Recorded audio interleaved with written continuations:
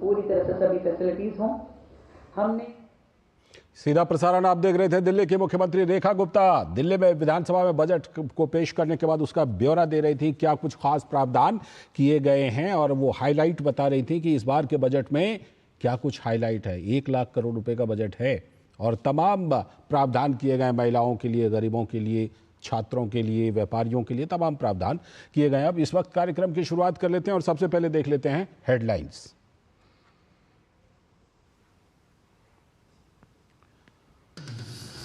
लोकसभा में वित्त मंत्री ने वित्त विधेयक पर चर्चा का दिया जवाब। बजट लोकसभा में पास करने की प्रक्रिया।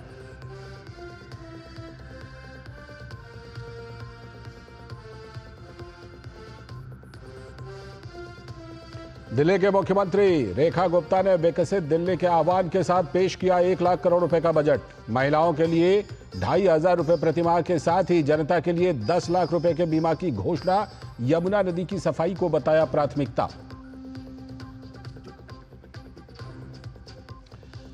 जस्टिस यशवंत वर्मा के आवास पर कथित रूप से नकदी मिलने का मुद्दा राज्यसभा में उठा। सभापति ने आज शाम बुलाई सर्वदलीय बैठक। लोकसभा में वित्त मंत्री निर्मला सीतारमण वित्त विधेयक पर दे चुकी हैं जवाब।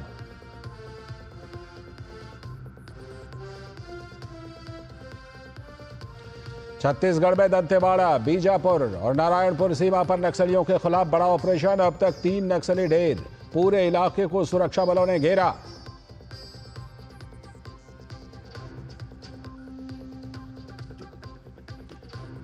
कॉमेडियन कुणाल कामरा को मुंबई पुलिस ने किया तलब। महाराष्ट्र के गृह राज्य मंत्री ने कहा, इस तरह की कॉमेडी बर्दाश्त नहीं होगी, जरूर मिलेगी सजा।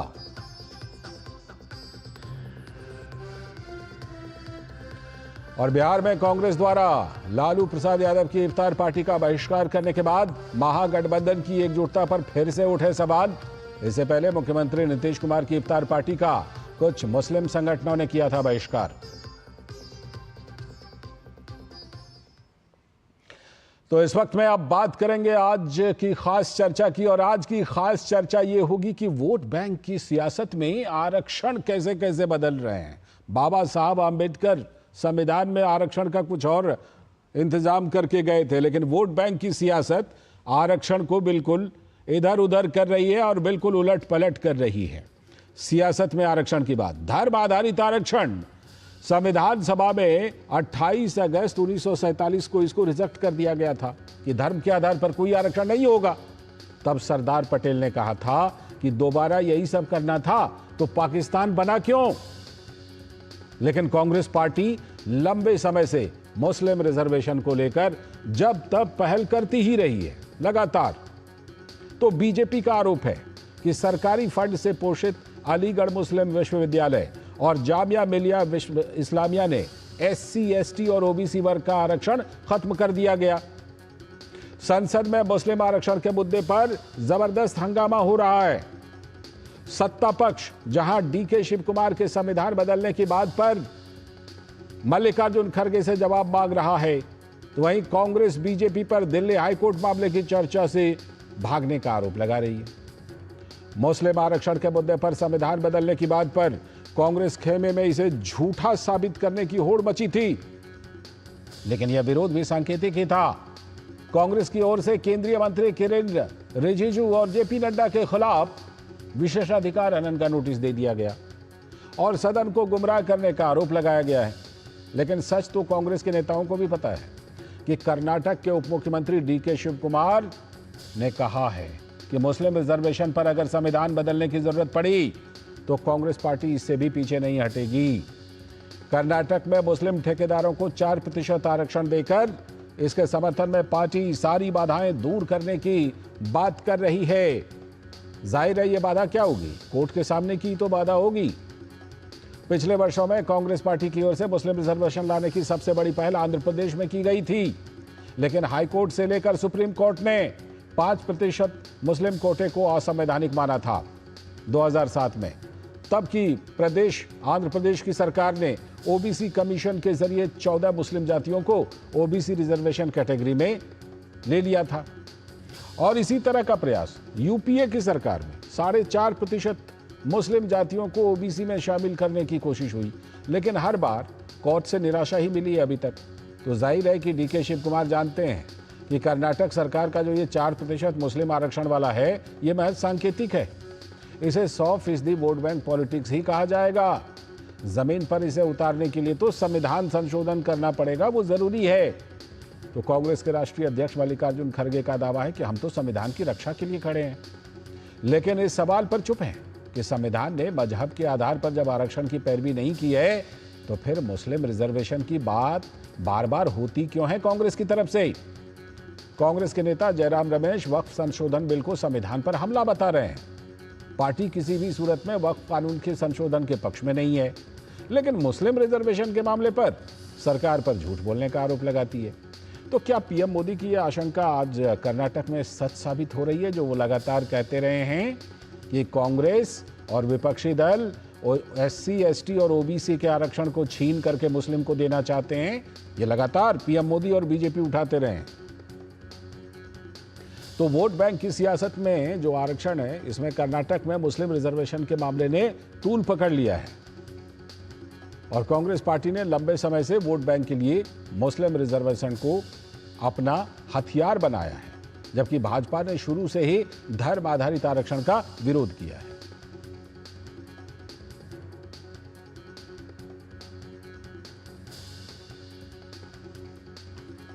अब सीधे इस मामले पर चर्चा की शुरुआत करते हैं। और यह मामला एक ऐसा मामला है जिसमें निश्चित तौर पर बहस की जरूरत है, और ये जो बहस होना है, ये संसद में भी इसके बारे में बहस देखा जा रहा है। कर्नाटक से ये मामला उठा है, लेकिन संसद में भी इस मुद्दे को लगातार सत्ता पक्ष भारतीय जनता पार्टी और NDA के लोग उठा रहे हैं। तो सीधे इस मामले पर अब जुड़ रहे हैं हमारे साथ धनंजय गिरी जी, भारतीय जनता पार्टी के प्रवक्ता, हमारे साथ खास चर्चा में जुड़ रहे हैं। नमस्कार। साथ में दुष्यंत नागर जी, राजनीतिक विश्लेषक और कांग्रेस के समर्थन में मजबूती से बात रखने वाले, नमस्ते, स्वागत। और हमारे साथ हमारे सलाहकार संपादक विनोद मिश्र जी यहीं स्टूडियो में जुड़े हुए हैं। विनोद जी, सवाल तो बड़ी गंभीर है, क्योंकि बाबा साहब अंबेडकर का नाम लिया जाता है बार बार, लाल किताब बार बार दिखाया जाता है। बाबा साहब का नाम तो लेंगे, लेकिन जो बाबा साहब कह के गए बस उसी को एकदम नहीं मानेंगे। बाबा साहब ने आरक्षण का जो स्वरूप तय किया उसमें छेड़छाड़ करेंगे। बाबा साहब ने अगर साफ तौर पर कहा कि धर्म के आधार पर आरक्षण नहीं होगा, तो धर्म के आधार पर मुझे लगता है कि शायद महमूद गजनी ने 17 बार कोशिश की थी सोमनाथ को जीतने की। कांग्रेस लगातार कोशिश पर कोशिश किए जा रही है। आंध्र प्रदेश ले लीजिए, महाराष्ट्र ले लीजिए, तमाम कर्नाटक ले लीजिए। ये क्या मतलब है कि नाम तो लेंगे बाबा साहब का, लेकिन उनके द्वारा सुझाए रास्ते पर नहीं चलेंगे?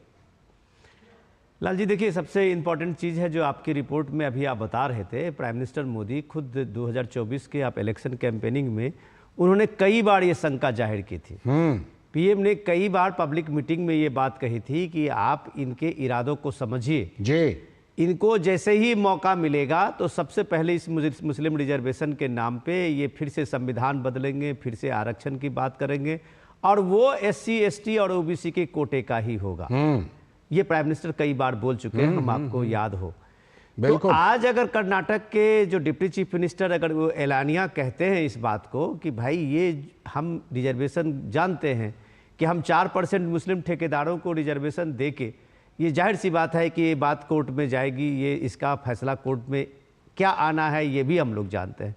तो फिर जब ये अच्छे दिन आएंगे, हमारी सरकार आएगी, तो हम संविधान बदल देंगे और हम फिर उस रिजर्वेशन को लागू कर देंगे। अब सवाल है कि क्या इस देश में मुसलमानों को आरक्षण नहीं मिलता क्या? ये बात जानना चाहिए लाल जी। आज भी मुस्लिम को अलग अलग कोटे में आप ये देखिए कि कैसे मिलता है। ST में मुस्लिम रिजर्वेशन है, OBC में अलग अलग स्टेट में आप देखिए मुस्लिम रिजर्वेशन है जी, EWS में मुस्लिम को रिजर्वेशन मिलता है।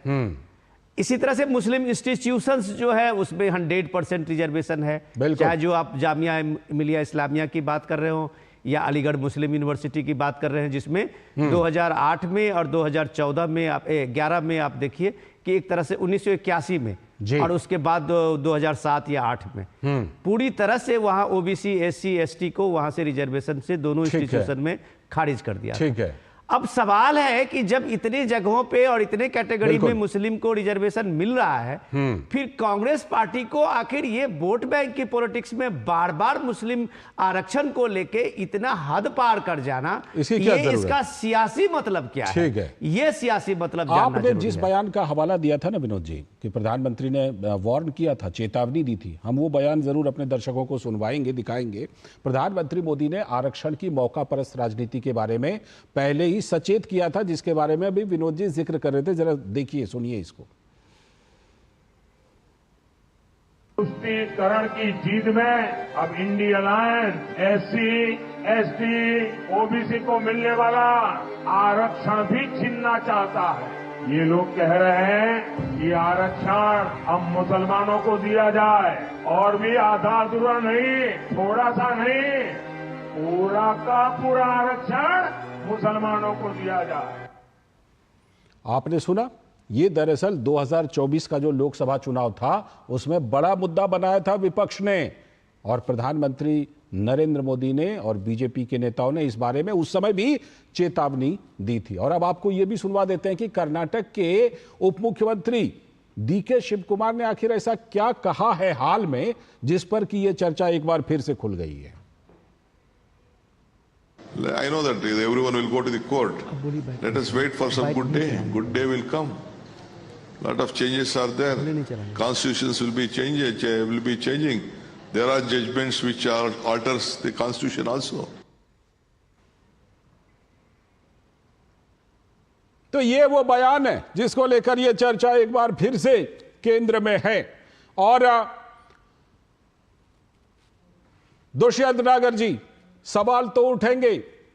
सवाल इसलिए उठेंगे क्योंकि 2024 से लेकर के देखिए कि संविधान को ये खत्म कर देंगे, बदल देंगे, बाबा साहब के संविधान को बदल देंगे, ये लाल वाली किताब है इसी को बदल देंगे, इसी लाल वाली किताब को छू करके सबको जो है शपथ लेना है लोकसभा के अंदर। और अब आप देखें, डीके शिव कुमार डंके की चोट पर कह रहे हैं कि हां बदल देंगे, वो बाबा साहब के संविधान को ही तो बदलने की बात कर रहे हैं दुष्यंत नागर जी।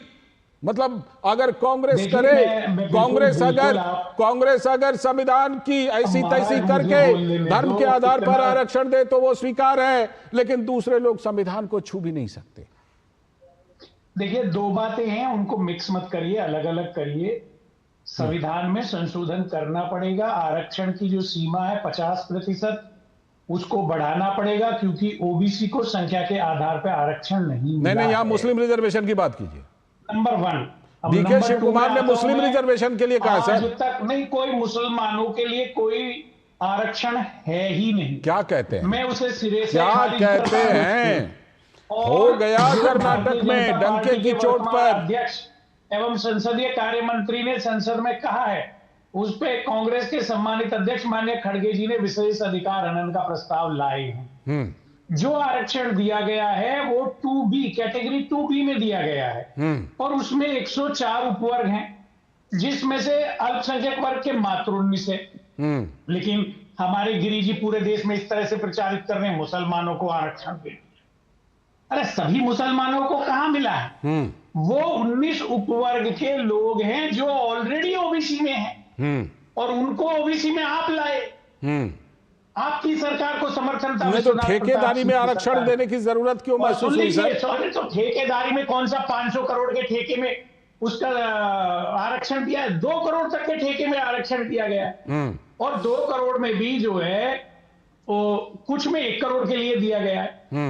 आप अगर मुसलमानों को हटाना चाहते हैं, अरे केंद्र में आपकी सरकार, राज्य में आपकी सरकार, लोकसभा में आपका बहुमत, राज्यसभा में आपका बहुमत, ये क्या बात है? कोई किसी को हटा दीजिए, उसको कोई किसी को हटाना नहीं चाहता। सवाल ये है कि धर्म के आधार पर आरक्षण, धर्म के आधार पर आरक्षण की व्यवस्था को संविधान सभा ने नकारा था, सुप्रीम कोर्ट ने बार बार नकारा है, तो धर्म के आधार पर बार बार आरक्षण देने की ये कोशिश क्यों हो रही है? कांग्रेस को एक विलेन की तरह साबित करना चाहते हैं। इनकी मंशा कभी पूरी नहीं होने वाली है साहब।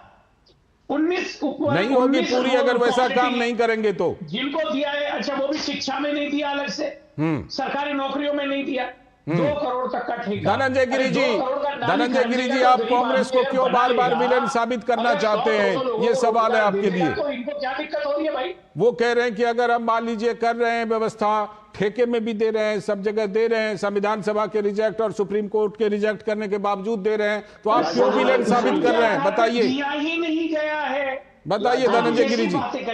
ये ओबीसी के आरक्षण की बात हो रही है, इसमें धर्म से क्या लेना देना? आप धनंजय गिरी को सुन लीजिए, धनंजय गिरी जी को। जी प्लीज सुनवाइए इनको कृपया। बोलिए धनंजय जी। दुष्यंत जी ने टॉपिक से हट के सारी बातें की मैंने ध्यान से सुना। मैं उनसे भी इतनी शराफत की उम्मीद करता हूं। देखिए, एक इंडी अलायंस और कांग्रेस के बीच में एक चूरा कुश्ती बनी हुई है कि तू मान या ना मान, तू है मेरा मुसलमान। मुसलमान इस मुल्क की माटी से न जुड़े, वो मुल्क की मुख्य धारा से जुड़ करके उसका विकास न हो, बल्कि अलग अलग राजनीतिक दलों की पालकी ढोए।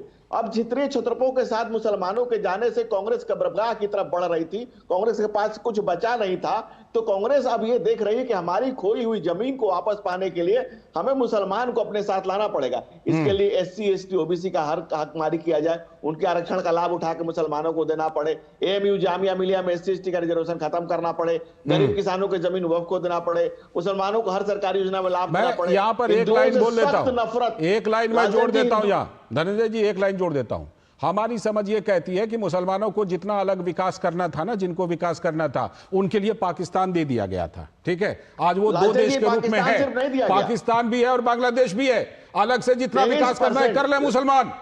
लालचंद जी, 23% आबादी को 32% हिंदुस्तान देने वाली कांग्रेस पार्टी 23% आबादी को। अब जो भारत है इसमें अलग से विकास क्या होता है? सारे भारतीयों का विकास होगा। लालचंद जी लेट मी कंप्लीट। लालचंद जी लेट मी कंप्लीट। 23% आबादी को 32% जमीन का भूमि भाग दिया गया। इसके अलावा जो लियाकत के साथ पैक्ट में जब पंडित नेहरू ने 10% आरक्षण मुसलमानों को देने की बात उसी समय की थी, जिसका जिक्र एनवी गाडगिल ने अपनी किताब में लिखा है कि मैंने उसका विरोध किया था। एक चीज और जोड़ दीजिए, एक चीज और जोड़ दीजिए, जिस 23% आबादी के लिए 32% जमीन दी गई, वो 23% आबादी गई तो नहीं। यही है लालचंद जी, इसी के लिए बाबा साहब हमेशा से इस बात के खिलाफ थे। भारत तो पाकिस्तान के विभाजन में बाबा साहब ने लगातार इन बातों को कोट किया है। ये जो आबादी है ये यहाँ के हिंदुस्तान की बर्बादी के लिए यहाँ रुकी हुई है। ये बाबा साहब की अपनी किताब में लगातार कोट किया है। लेकिन कांग्रेस चाहती है कि ये मुल्क में है जो मुसलमानों को तुष्टीकरण किया जाए, सहलाया जाए। कर्नाटक के मुख्यमंत्री उप मुख्यमंत्री जो कह रहे हैं धर्म के आधार पर आरक्षण देने के, उन्होंने दे दिया है। ठीक है, ठीक है, मुझे विनोद जी को लाने दीजिए, विनोद जी को लाने दीजिए। यही नहीं, राहुल गांधी ने तो पब्लिक मीटिंग में कह दिया था कि हाँ कांग्रेस मुसलमानों की पार्टी है। ठीक है, ये चर्चा हमने कल भी की थी। ठीक है, ठीक है, विनोद जी को मुझे एक मिनट दुष्यंत जी आ रहा हूँ, दुष्यंत जी आ रहा हूं, जरा विनोद जी को लाने दीजिए। झूठ ना बोले कृपया। दुष्यंत जी झूठ तो यहाँ किसी की नहीं चलेगी। दुष्यंत जी झूठ किसी की नहीं चलेगी। विनोद जी जब कभी भी हम इस पर चर्चा करते हैं, चर्चा बड़ी हो जाती है। बताइए। मैं फैक्ट्स की बात आपको दे रहा हूं। बिल्कुल। आपने कहा कि मुसलमानों को आरक्षण मिलता ही नहीं है। देखिए, देश को आप लोग भ्रम में डाल रहे हैं। ये भ्रम की सियासत करते करते आपने 75 साल सियासत धर्म के आधार पे नहीं मिलता है, मैंने आप ये बोला धर्म के आधार पे जब आपको कोर्ट में जो कॉन्ट्रैक्ट में सुनिए तो सही, आप अगर सुनेंगे नहीं, आप अगर सुनेंगे नहीं तो फिर अपने राज एक मिनट, आप अगर सुनेंगे नहीं, सुनिए, आप अगर नागर साहब सुनेंगे नहीं तो आपको फैक्ट्स कहां से मिलेंगे? आप पहले सुनने की आदत तो आप लोग डालिए। जिस 2B की बात आप कह रहे थे, मैं आपको फैक्ट्स दे रहा हूं। 2B के बारे में बता रहे हैं। आप जिस 2B की बात कर रहे थे, आरक्षण के लिस्ट को, ओबीसी के लिस्ट को कर्नाटक सरकार का, उसके पहले सुन लीजिए हकीकत। उसमें जब ये 4%, जब आरक्षण में जब 4% को बीजेपी की पिछली सरकार ने, मुंबई सरकार ने कैंसिल कर दिया था और वो आरक्षण हटा के उसने और जो दूसरे ओबीसी वर्ग के लोगों थे उनको दे दिया। हाँ। अब ये कर्नाटक सरकार को एक व्यवस्था करनी पड़ी थी, तो उस ओबीसी 2B में उन्होंने उस मुस्लिम जातियों के लगभग तमाम जातियों को ले आया। 19 जातियों को उसमें शामिल किया गया है। अब आप सुन लीजिए फैक्ट्स। ये व्यवस्था कर्नाटक की सरकार जो दे रही है कि चूंकि हम ये कॉन्ट्रैक्ट में एससी, एसटी और ओबीसी को रिजर्वेशन देते आ रहे हैं, तो इसलिए हमें एक मुसलमान के लोग तबके से भी ये मांग उठ रही थी कि हमें भी आरक्षण चाहिए। अगर वो ऑलरेडी ओबीसी में है तो अगर वो कैटेगरी में प्रोफेशनल्स ठेकेदार हैं तो उनको ऐसे ही मिलता रहा है, उनको कौन रोकता है। लेकिन उनके लिए स्पेशल व्यवस्था 4% की गई है, ये बेईमानी है। इसलिए इसको बोलते हैं कि आप उसमें 4% का रिजर्वेशन है तो उसमें 100% आपने सियासत की है। बिल्कुल। जब जो आप दूसरे राज्यों में ये मॉडल देना चाहते हैं कि हम एक ठोक के वहां जहां जहां हमारी सरकार होगी वहां मुसलमानों के लिए आरक्षण ले आएंगे। अरे अभी 4 दिन पहले बंगाल सरकार के, पश्चिम बंगाल सरकार के रिजर्वेशन को सुप्रीम कोर्ट ने कैंसिल किया है। क्या बात करते हैं आप सीधे कह देते हैं कि रिजर्वेशन मुसलमानों को नहीं मिलता। भैया रिजर्वेशन मुसलमानों को मिलता है, ये मैं 4 कैटेगरी में आपको बता चुका। बिल्कुल, आगे बताइए। बिल्कुल। और जब भी अलग व्यवस्था की तो न्यायालय ने गिरा दिया, न्यायालय में वो मामला गिर गया। दीजिए जवाब। ये चलने वाला नहीं है, ये नहीं चलेगा। देश सच्चाई जान चुका है। सच्चाई तो जान ही चुका है। ये कांग्रेस की सच्चाई देश धर्म के आधार पर आरक्षण का भी जान चुका है। सच्चाई उस कैंपेन का भी जान चुका है कि संविधान खत्म कर देंगे, बाबा साहब के संविधान सब कुछ देश देख रहा है सर। करोड़ रुपया कर्जा माफ कर दिया गया।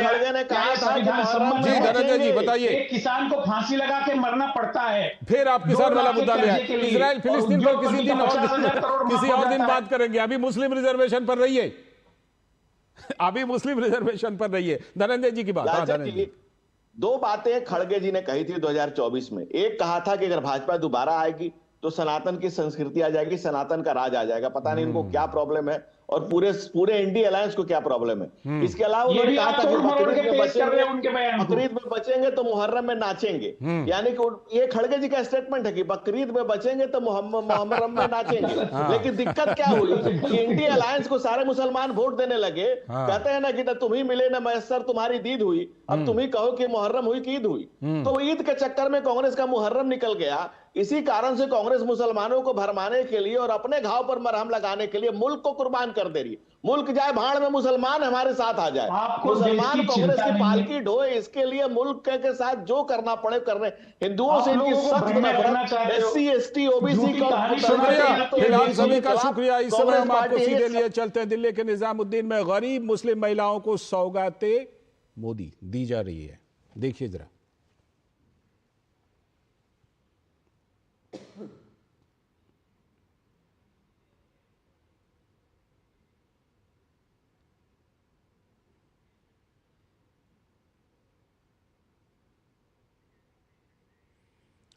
ये तस्वीरें जो आप दिल्ली से देख रहे हैं, इसमें सौगाते मोदी, ये एक ख़ास प्रोग्राम है जिसके तहत जो मुस्लिम महिलाएं हैं उनको ये तोहफा दिया जा रहा है भारतीय जनता पार्टी की तरफ से, दिल्ली भाजपा की तरफ से, जिसमें कि सौगाते मोदी नाम से एक किट जो है वो गरीब मुस्लिम महिलाओं को तोहफे के तौर पर दिया जा रहा है पवित्र रमज़ान के महीने में। अभी हम दरअसल बात ही कर रहे थे कि विकास सभी का होना चाहिए और जिनको ज़रूरत है, जो ज़रूरतमंद हैं, उनको सहायता मिलनी चाहिए। और उसी में दिल्ली भाजपा का ये एक जेस्चर, एक बढ़िया, जिसके तहत जो गरीब मुस्लिम महिलाएं हैं उनको ये सौगात, उनको ये तोहफा दिया जा रहा है। 32 लाख गरीब मुसलमानों को जोड़ने का ये अभियान है। मस्जिदों के माध्यम से जो ज़रूरतमंद मुस्लिम हैं उनको ये किट दी जा रही है। तो इसमें आज दिल्ली के निजामुद्दीन से इसकी शुरुआत की गई है।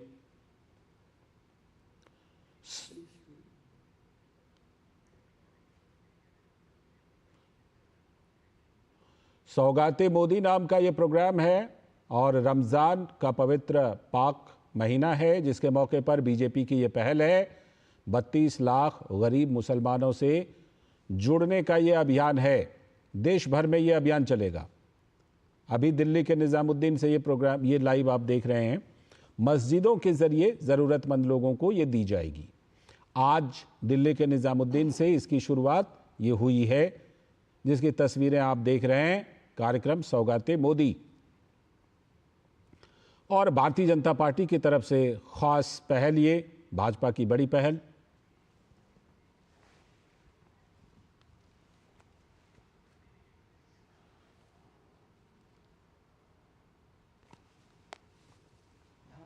अरे ये स्टोरी पे आ जाओ, यही तो स्टोरी है।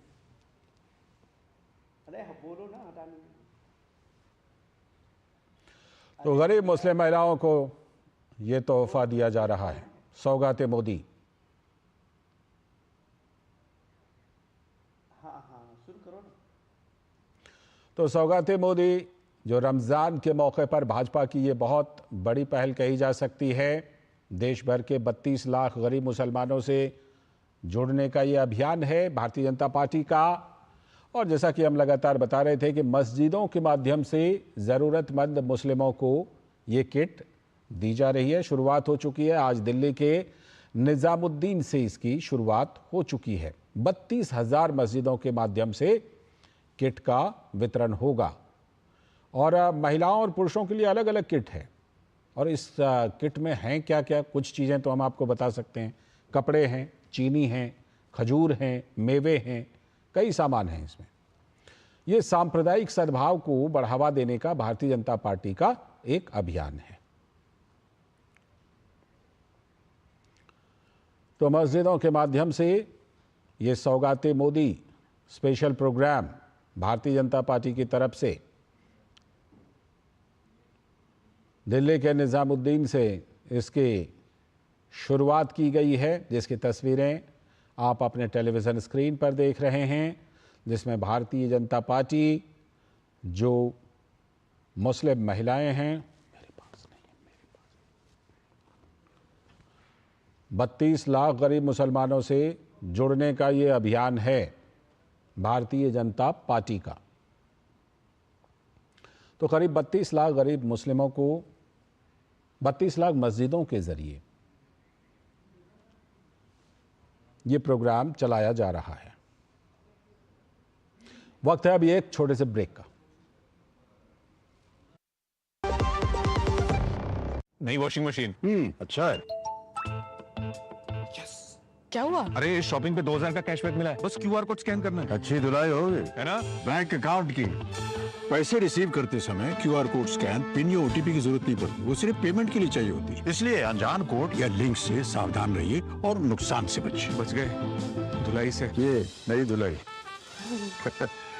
अब यह कहता है कि जानकार बनिए, सतर्क रहिए।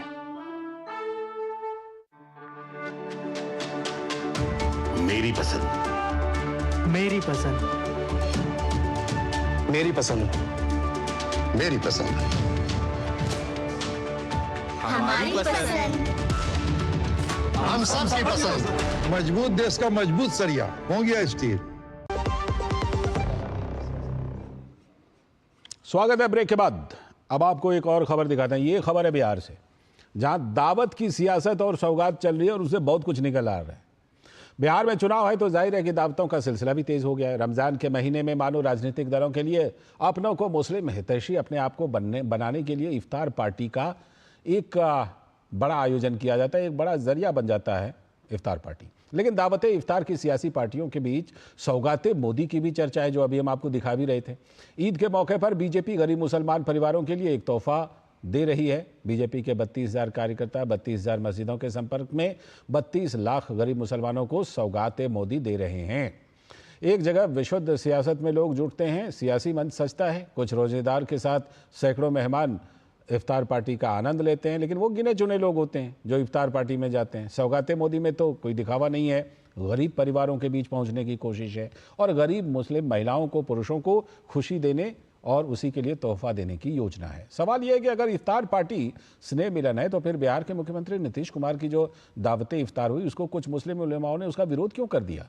और सवाल यह भी है कि केंद्र सरकार के मंत्री चिराग पासवान की इफ्तार पार्टी का भी कुछ मुस्लिम संगठनों ने बायकॉट क्यों किया। अगर ये रोज़ा इफ्तार है तो फिर वक्फ बिल को लेकर सियासत क्यों इसके बहाने। और बिहार में इबादत और सियासत का बड़ा मेल है। शायद कभी नीतीश से तो कभी लालू से प्यार और नाराज़गी दोनों दिखाई जाती है, लेकिन कांग्रेस पार्टी का लालू यादव के दावत इफ्तार से बायकॉट खासा चर्चा में है। क्या अब लालू यादव को मुस्लिम मसीहा मानने के लिए कांग्रेस पार्टी तैयार नहीं है क्या। जानकार मानते हैं कि राहुल गांधी की मोहब्बत की दुकान अब विस्तार ले रही है, तो जाहिर है कि कांग्रेस पार्टी क्षेत्रीय पार्टियों के साथ तालमेल चाहती है, लेकिन बी टीम बनकर अब मंजूर नहीं है। मुस्लिम वोटों की दावेदारी पर कांग्रेस के साथ क्षेत्रीय पार्टियों का संघर्ष जग जाहिर है। कांग्रेस पार्टी खुद को मुसलमानों का सबसे बड़ा रहनुमा मानती है, लेकिन बीजेपी इस रहनुमाई सियासत से दूर पीएम मोदी के साथ सबका विकास के संकल्प को आगे बढ़ा रही है। केंद्र सरकार के दर्जनों योजनाओं का लाभ लाखों मुस्लिम परिवारों को भी मिला है। केंद्रीय योजनाओं का सबसे ज्यादा लाभार्थी भी मुस्लिम समुदाय से ही है। यह अलग बात है कि इफ्तार पार्टी के नाम पर रहनुमाई का दावा वोट बैंक की सियासत में एक फैशन सा बन गया है।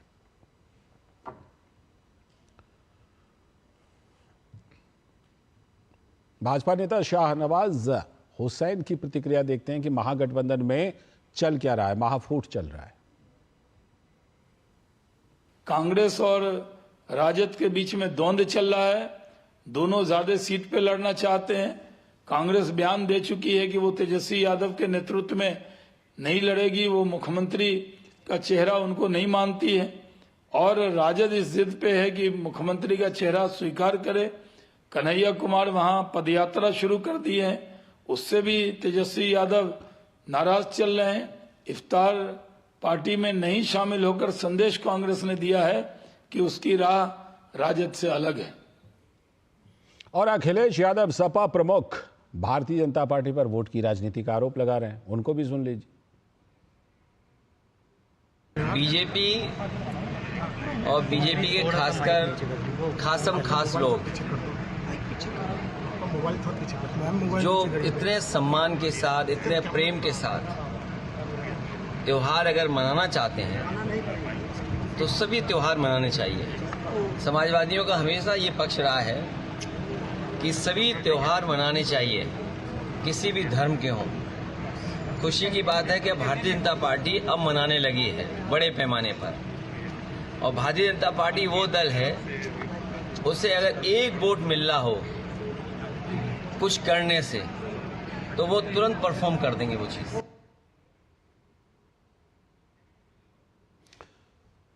हमारे संवाददाता मधुरेश नारायण जुड़े हुए हैं और हमारे साथ हमारे सलाहकार संपादक विनोद मिश्र जी भी जुड़े हैं। मधुरेश की टिप्पणी तो मधुरेश, इस बार तो बिहार में इफ्तार पार्टी की बड़ी चर्चा। पहले सीएम के इफ्तार पार्टी का बैकआउट किया, फिर कांग्रेस जो है आरजेडी वाले में नहीं गई, तो फिर चिराग पासवान वाले में कुछ मुस्लिम संगठन नहीं गए। पटना में इस बार इफ्तार पार्टी बड़ी खास हो रही है।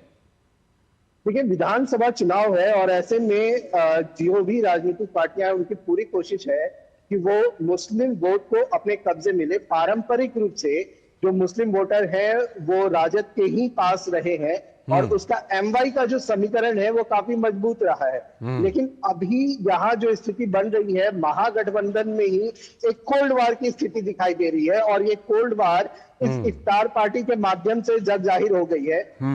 बात ये हुई है कि राजद की इफ्तार पार्टी में कांग्रेस का नहीं जाना एक बड़ा संदेश दे रहा है। ऊपर से आज बिहार कांग्रेस के जो वरिष्ठ नेता हैं, जो प्रभारी हैं और जो नए अध्यक्ष बनाए गए हैं, उनकी मीटिंग भी है मल्लिकार्जुन खड़गे के साथ, राहुल गांधी के साथ। और ऐसे में उससे ठीक एक दिन पहले राजद के इफ्तार पार्टी को बाइकआउट करना एक बड़ा संदेश दे रहा है। ऐसे में सवाल ये उठता है कि क्या आज के बाद दोनों की राहें भी अलग हो सकती हैं? ठीक है, विनोद जी, आपके जरिए जरा उस कंट्रास्ट को हम समझना चाहेंगे कि एक तरफ इफ्तार पार्टी का आयोजन होता है जिसमें कुछ लोग, गिने चुने लोग जाते हैं, बढ़िया से खा पी करके आ जाते हैं, मन होता है तो बाइकआउट भी कर देते हैं, और दूसरी तरफ आम लोगों से जुड़ने और उनको तोहफा देने के लिए भारतीय जनता पार्टी की पहल। ये अपने आप में एक अलग सा कंट्रास्ट नहीं है? लालजी, जो इफ्तार पार्टी हम लोग जाते रहे हैं और हमने देखा है, प्रेसिडेंट हाउस में भी कांग्रेस के जमाने में इफ्तार पार्टी देखा है। बिल्कुल। तो उसमें रोजेदार कम होते हैं और बगैर रोजेदार के लोग ज्यादा होते हैं। सही बात। तो वो जो एक फैशन बना इस तरह से देश में, और जिस तरह से रमजान के दिनों में आपने ये देखा है जिस तरह से, तो वो एक तरह से उस समाज के बीच में अपने को ये साबित करना और एक हितैषी के रूप में साबित होता है। लेकिन ये देखिए, ये सौगाते मोदी जो है, ये अभियान, वो एक तरह से आप ये देखें कि वो आईना दिखाया है कि आखिर जो रोजेदार हैं रियल में, जो गरीब मुस्लिम हैं, उनके बीच में क्या ये तबका लालू यादव कभी बुला के उनके साथ इफ्तार पार्टी किया है? इफ्तार पार्टी ने कभी क्या, और सरकारी योजनाओं से लेके, ऑफिस से लेके, ये जितने समाजवादी पार्टी की तरफ से इफ्तार पार्टी का आयोजन होता है, ममता बनर्जी की पार्टी की तरफ से हो रहा है, कभी उसमें चिंता की गई कि भाई वो गरीब के लोग जो है मुस्लिम समाज में, उनकी इफ्तारी कैसे होती है, उनका रमजान कैसे होता है, उनका ईद किस तरह से मनाया जाता है? तो ये पहल आपको साधुवाद देनी पड़ेगी बीजेपी के मुस्लिम मंच को, ठीक है, कि उसने ये पहल करके वो सीधे एक तरह से रिच आउट किया है, एक रास्ता दिखाया है और उसने रास्ता दिखाया है कि ये रियल रमजान का एक मैसेज है। ठीक है, बहुत बहुत शुक्रिया विनोद जी, और साथ में मधुरेश आपका भी। समय की कमी है फिलहाल, बहुत बहुत शुक्रिया। और इसी के साथ आज के इस वक्त में इतना ही। नमस्कार।